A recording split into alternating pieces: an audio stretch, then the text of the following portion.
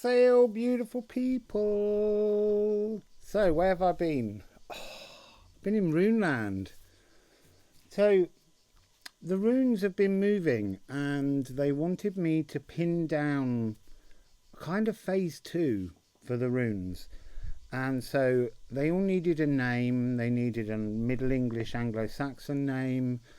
They needed a translation, and then they needed a frame as a direction in which to consider the energies that open within them. These are not fixed, they're not permanent, but it meant I went through the whole deck and I have redrawn them. Look. The Helm of Or, Egishelmir. I've done them in neon orange, which won't show up. Oh, it's a little bit phasey. But, ooh, they move. The energies, when you look at the cards, they move. So, I've done, that took days. And I've also, which I'm very excited about, I've made a gift for all of you to thank you for all your support over the last year. So, if you go to the website, which you'll find in the description box, there's a page all about this, and there are 2 PDFs that are available, and one of them is a hand-drawn version of this but with typing, and then the other one is the same thing but completely blank, so you can print either a rune deck with my hand-drawn symbols on, or you can print it blank and learn to draw the symbols yourself, which is terribly exciting. And also it's so nice to be able to get this first, it's the second draft, but it's the first version of the runes in a format where we can all begin to print them and play with them and see how the deck wants to work with us. We can explore, add notes. I'm absolutely shocked. No, not in my mouth. I feel like I might be the old lady that swallowed a fly today. They're really bugging me today. They've been going into my eyes, my mouth, a lot. I mean, I've just eaten a pizza. They're all over my legs and ankles as well. I'm just having a smother me in spirit animals today day. Look, they're all over my hands. Over the back of my head. So, the runes have been, the actual runes themselves have been trying to show me how energies merge and shift and bloom and change. So, oh my goodness, come on. 8 flies on my head is just not really very nice.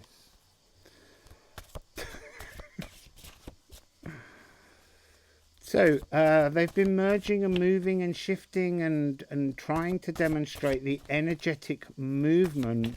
It's a little bit like crop circles. You can see them as 2-dimensional, or you can open your eyes and see the 3-dimensional reality of them form in front of you. And they have movement and fluidity. So, we have 2... Oh... We have needle and ing. So you will notice when you print your deck that 1 to 24 are the Elder Thuthark. Their numbers won't change. And then up to 34, 33, they're the additional Anglo-Saxon runes. And then all the other ones, like this one, they're unnumbered as yet.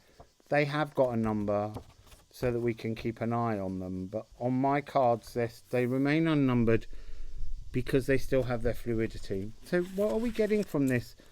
Needle and stitch. Needle, for me, at the moment, is a personal portal. It's the space through which, I guess, like a pinprick, it's a window into the realm of magic. And they're everywhere. You know, there's magic inside the bowl. We don't see it, but if we could prick through the reality that we see and look underneath the layers of things, you would see the magic. So how do we do that?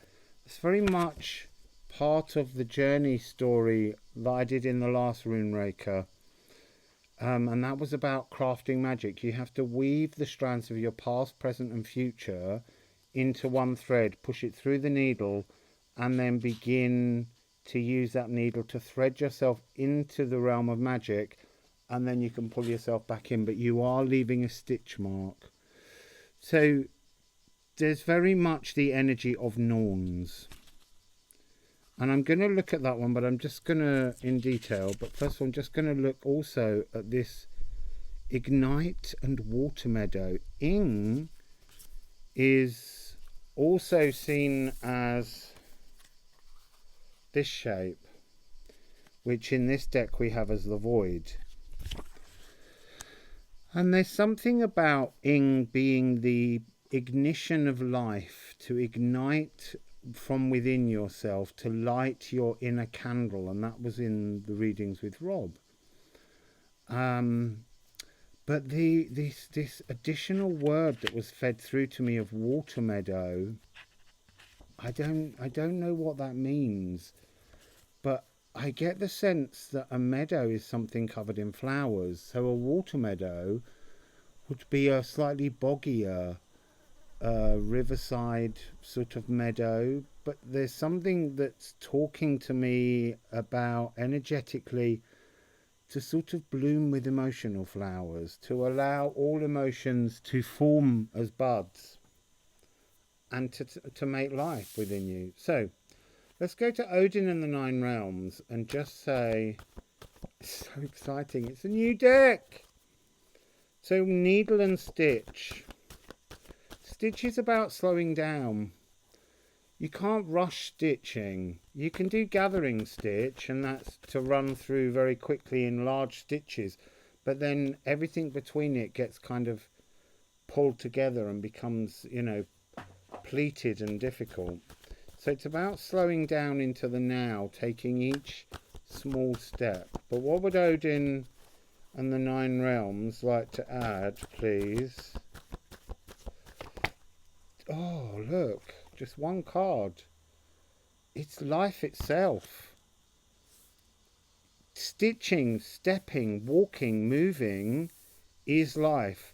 And it's the fullness of your life. When you bring yourself into an alignment in your now, clearing out the traumas of your past and unblocking the briars of your future, you are living in I want to say a more combined energy, but really you're accessing your entire Yggdrasil. The needle going through the veil of magic reveals to you your inner Yggdrasil. So what else would we like to see, please, from Odin and the Nine Realms?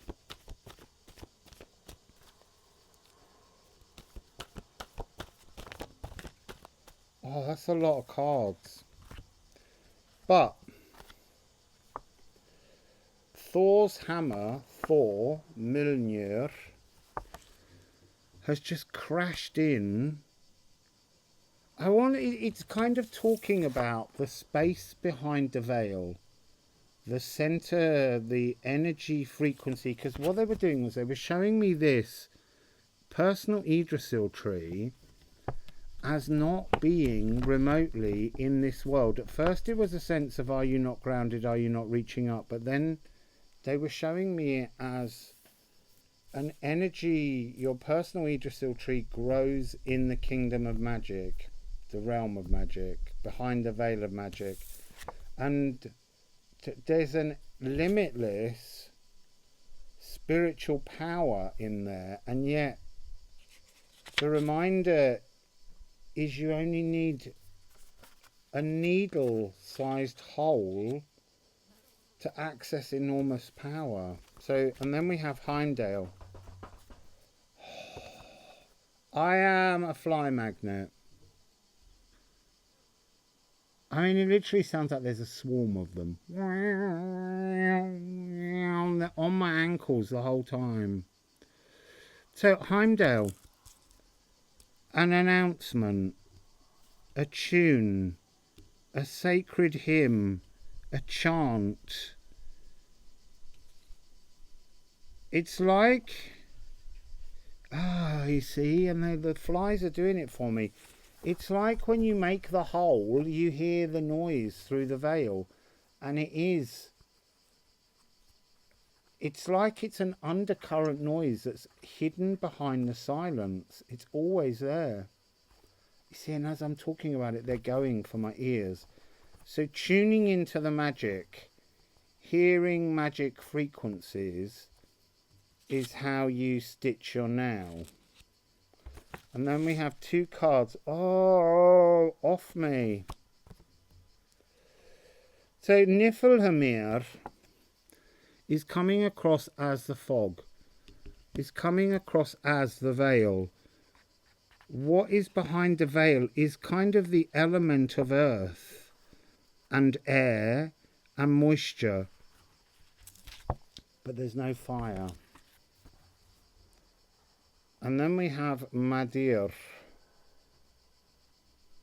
I just want to check something on these cards because I've been working with them for a few days to pin down all these meanings, and I'm curious as to what Madir has as its connective thing, because I think it's got something like myself and humankind. I remember thinking it was a very interesting energy gap.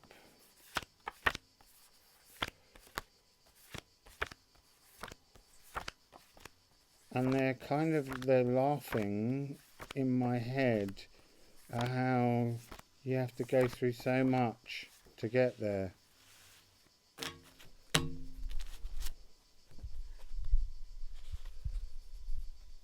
So it's such a shame this is such a bright day glow orange. If I get it at the right angle, it looks a bit more orangey. So it is myself and humankind. Can you find yourself through the fog of your own existence? Can you clear, using the frequencies of magic, can you blow away all the fog to reveal your truth that is connected to humanity? So I've got Thoth. So what would you like to add, please, to that? Can you clear the fog of yourself? Can you clear the fog of yourself? So, it's an intellectual endeavour. It's the Knight of Swords, which is the King of Swords in this deck. He's flying above the waters. He's lifting himself out of the emotions. He's in air, editing, sweet mode. There are swifts or house martins flying by. It's sort of like things now have to happen at speed. And then we have the Fool and the Emperor. So they're saying, who's the Fool and who's the Emperor? The fog of your own self. Do you wish to continue? It's like posing a question. Do you wish to continue in the energy of, like a false emperor, of it's talking about trying to live symbiotically while really you're crushing. So it's something to do with, do you want to move into the new collective energies that are forming, or do you want to stay in the old selective frequencies? It's kind of nurture versus aggression. It's not really aggression though. It's more an energy of just not giving a toss, you know, just being so mindlessly selfish. Look, I've got a nice fly on my third eye.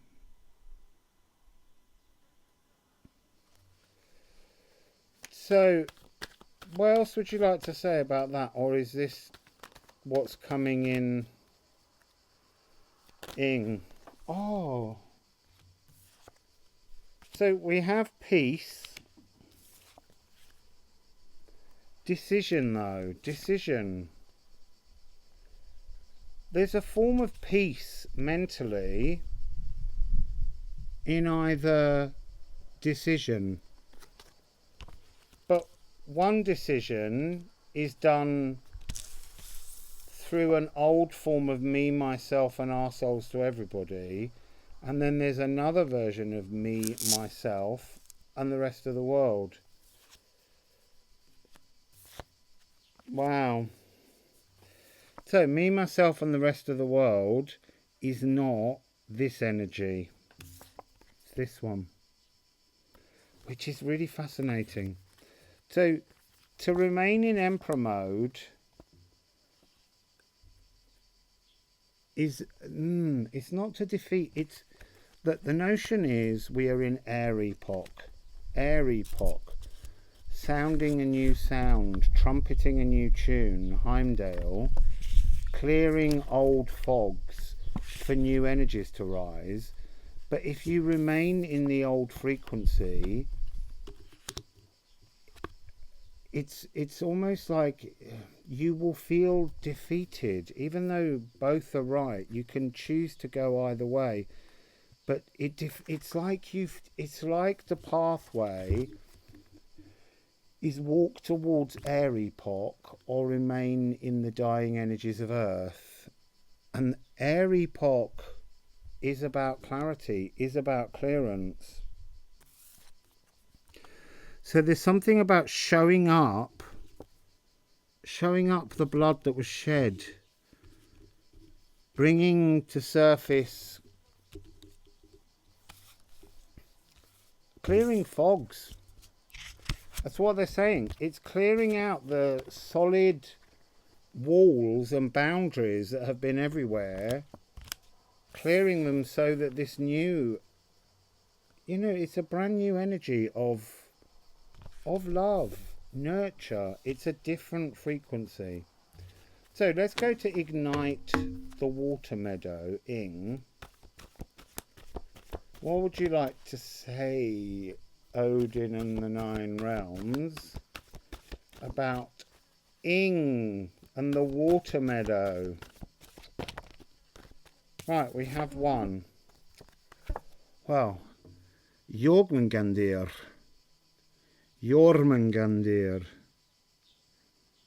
So Gandir is, it's the world serpent. It's the point in a destiny, and he wraps himself around the whole world living in the water, and he's about purifying and having a purpose. So is the water meadow something to do with what comes after a form of Ragnarok? Water meadow.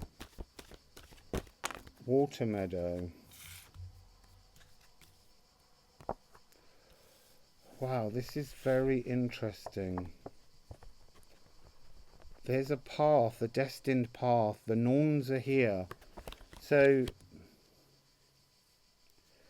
I'm kind of being shown this as not just, it's an inner understanding. It's a framework within us, or a support network that has to fit inside a frame. But they're also showing me as twisting threads together, winding yarn together to make the new thread to pass through the eye of the needle. She holds a needle here. They're in the water. The Gandir. This is Utherswell or Mimir's Brook, depending on where you look for your studies. The base of the Yggdrasil tree. It begins it begins where the nutrients begin. It begins with washing free your darknesses. Right on my eyes. So then we have two really interesting cards, which is Hel and Freya. And Hel and Freya, this is the third time that they've turned up together. But again, Hel is misunderstood shadows. She's at the roots of the Yggdrasil tree.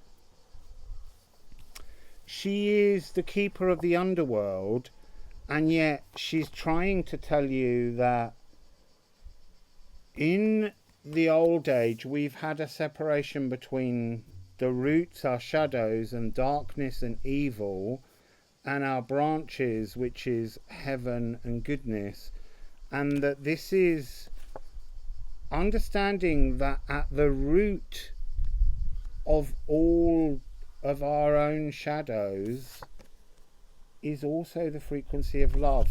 So they're talking about these two extremities. So the notion of love, nurturing versus fear and bullying, I don't know, but there's something about how we see everything as polarity, and yet there's a point in all of the possibilities where both things have to always exist in different balances, but they have to be present. So what would you like to say, Thoth?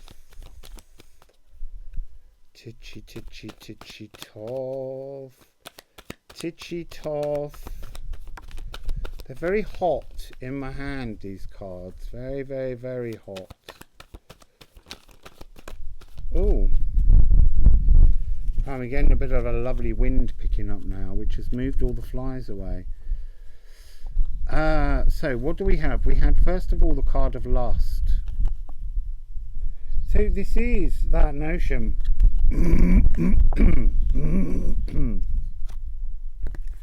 It's because we just ate and we had fake pizza, and the vegan cheese didn't melt properly. It just got harder and drier. It's all caught in my throat.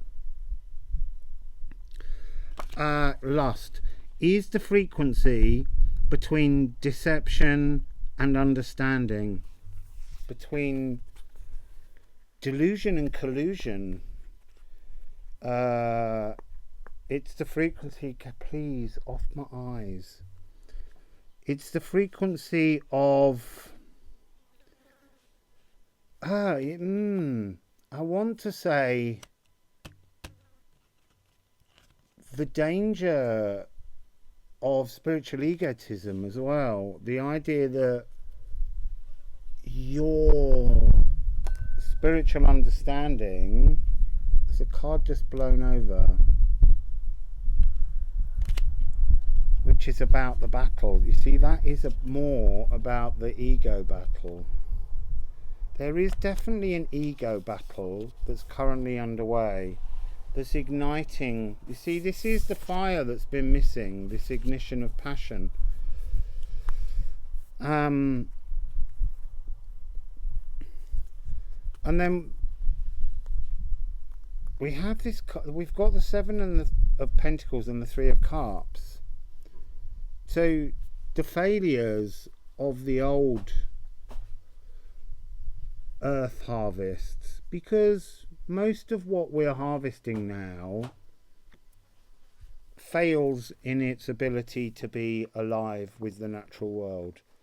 And you notice that a lot, particularly for me staying here. You run into people who've made, grown, created their own foods, and there's a lot more beauty and taste and energy involved. But there's something about moving from what was once a failure of the earth to deliver to being abundant with a kind of, and it is a reunion of such, of coming back into unity somehow with the forces of the natural world, moving back into a space where we're delivered the abundances. So can we have some other runes? So Earth Magian. This is the Earth Magician.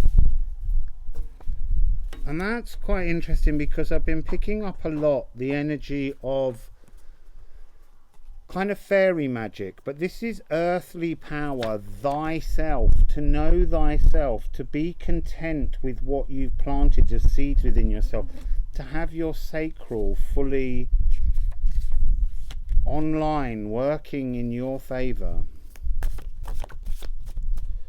And two more. Yeah, look, we're being tested. This is a testing moment.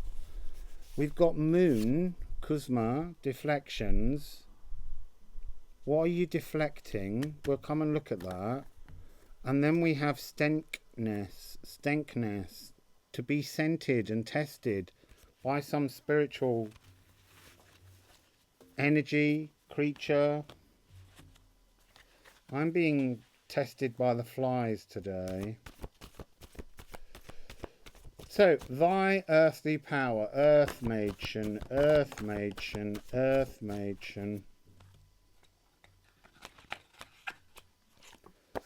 It's actually given me a card for the first two. So, Earth Magian, the earthly powers are in Midgard. They are behind the veil of magic that we spoke about at the beginning, connecting to your own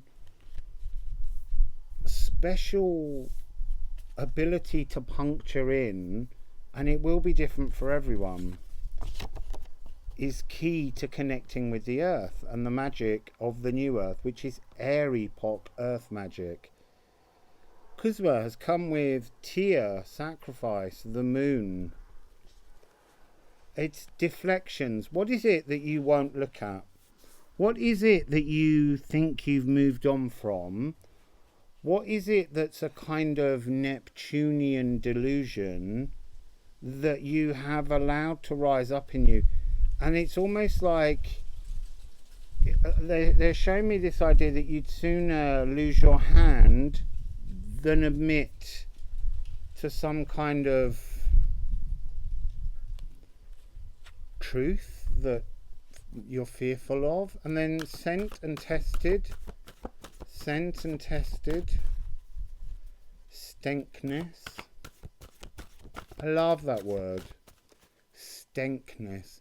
There's something very weighty and uncomfortable about it, and yet it's an energy of joy. So, Jotunheimr. There's a giant opportunity awaiting us, and we have to go on a journey. We have to be tested to connect to this magic. And the final card is Baldur. So it's to bring us into our light. And I was thinking earlier when I first saw Hel, how she keeps Baldur safe until it's sensible for him to return to the real world. So, Midgard and thy Earth Magian. Midgard and Earth Magian, please. It's retuning. There's no movement. We're in a moment where the earth is retuning. It's almost petrified. It's terrified. Not it, but I mean the stones, the earth, the frequencies were so stuck that it became a petrifying and terrifying place. So what's the changes taking place to the earth? I've caught that one between my legs. Three of Pentacles. This is source energy. That's divine it's like it's being redrawn with, it's Nikola Tesla code. It's being fed. It's being refueled. It's almost, look at the big red wheels. And there's almost one around the back. It's like you've got to perform some kind of origami. First unfold and look what's inside. Look what's inside your earth, Mage, and your powers. And work out how they help you to move forwards into the new frequencies. Oh, I'm getting a bit of a pile up here, but the wind's blowing. So, the next one is Tyr and Kuzma. Tyr and Kuzma.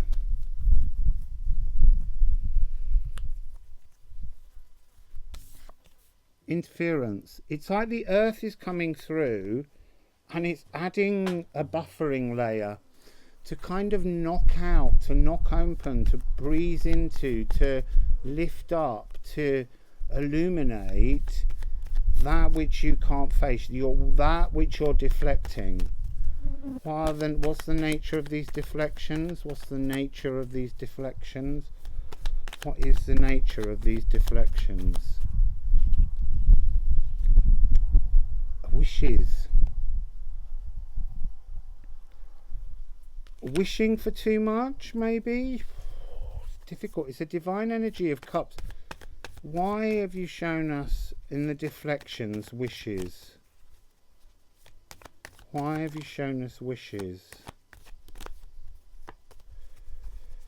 Right, so because they're wounds. Wishing for the wrong things, and they're really showing me the fact that the 10th cup is here. It's a new cup, but it's almost like you've got to sacrifice so many of the things that you've held so dear and have been trying so badly. You see, they want to say manifest, and it's no longer about manifesting. It's now about encouraging things into being. It's a different energy because it's no longer selfish. That's the difference between earth magic in earth epoch and earth magic in air epoch. It's a different kind of magic. And then there were 3 other cards that came with this. It's about a combination of fires, and it's Mars again. I've had Mars here. Fire and air, is that what I'm being told? That's in fire and earth. Fire and fire.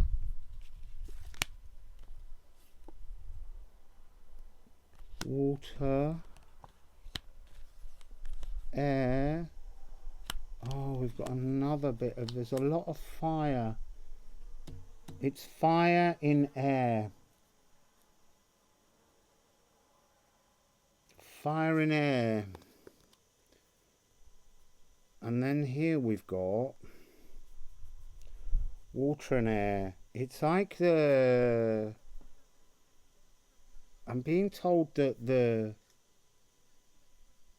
emotions have become toxic, and yet on top of it you've layered an extra cup, and we need a totally new frequency for that. So Jotunheimr being scented and Baldur.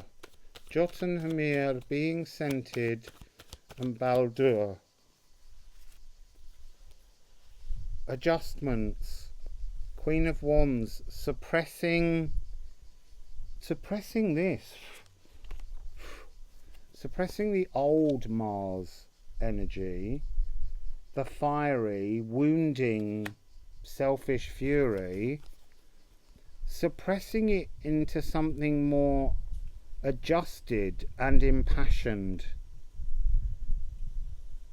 Again, I want to say it's not manifesting, it's allowing, I want to say something to mature naturally, to have a patience.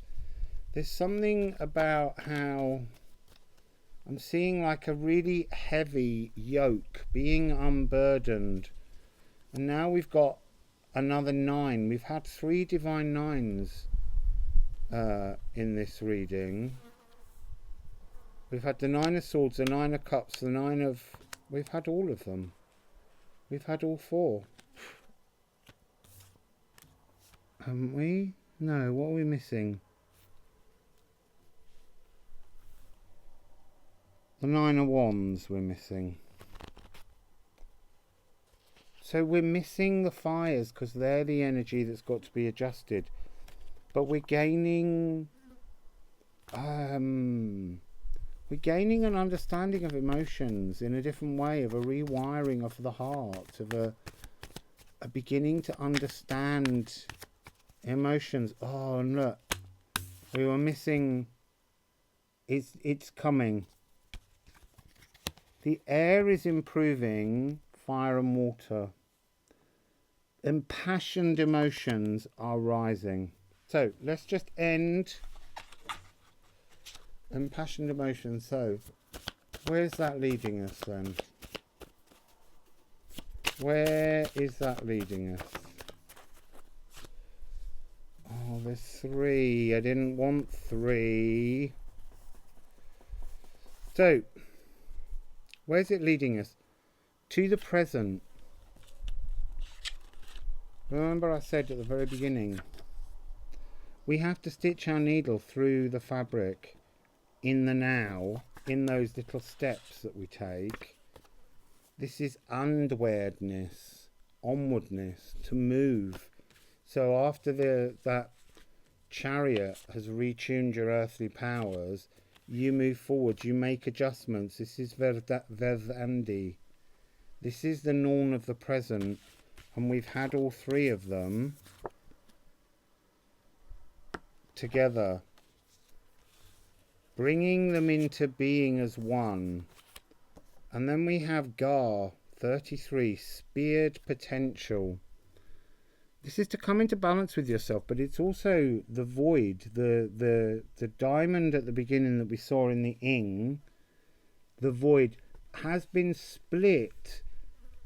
It's like splitting the atom and seeing now that there's 2 potentials that can be worked upon. And that's very much that 2 of Swords energy we had earlier. The decision between moving into a kind of respectful, loving frequency, or remaining in a kind of selfish, a symbiosis where one host is more parasitic than the other. So this is to be speared, but this is to remain fluid. It's potential that has yet to be fulfilled, recognized. And there's another card that follows this one, which is Kelk, which is to cement your understanding into your being. This is just to know that you've been speared. A little bit like she speared the cheetah down here. The spear being a notion of a needle, to be stitched into something, to be stitched into your own journey forwards. And it ends with Dej. So this is day, this is purged, to be purged. And this point here is the very eye of the needle that we're talking about, that you need to pass through to bring your life out into a newer frequency. So that's just a little play with the runes with the new deck, just to introduce them to all of you and to remind you all that the PDFs are available on my website. You can now download them and you can get playing with them as well. Flies! They're just picking on me today. Since I woke this morning, it's not like any other day. Today, they're all here in my face. And as I say, they're all around my ankles too. So, enjoy the runes. Enjoy the new deck. I'm having such joy working with you all to prepare it. I am still catching up with all of your fabulous posts.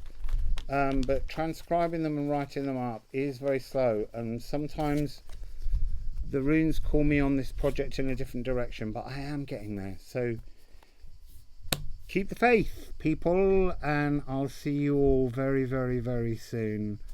Wassail and much love. Enjoy your rune raking.